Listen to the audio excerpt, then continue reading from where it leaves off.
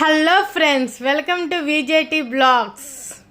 అలా సరదాగా విజయవాడ వెళ్దామని చెప్పేసి వెళ్ళాము. బ్యారేజ్ చూద్దామని చెప్పేసి, అక్కడ వాటర్ ఫ్లో వస్తుంది కదా, ఆ ఫ్లో చూద్దామని చెప్పేసి వెళ్ళాము. మనం అసలుకే మామూలుగా ఉండలేం కదా, అందుకనే నేను భవానీపురం తీసుకెళ్ళాను మా హస్బెండ్ని. భవానీపురంలో ఉన్న కేఎఫ్సి మాల్ పక్కన షవర్మాది ఉండిద్ది, అక్కడ తింటే సూపర్ ఉండిద్ది అబ్బా. అక్కడ చాలా టైమ్స్ తిన్నాను తెలుసా, కానీ ఒక్కసారి కూడా బోర్ కొట్టల. టేస్ట్ ఏమాత్రం తగ్గదు. ఒకసారి మీరు కూడా తిని చూడండి ఫ్రెండ్స్. అదేంటో మా ఆయన తినమంటే అస్సలు ఇష్టపడ్డు, ఆయన తినలేదు.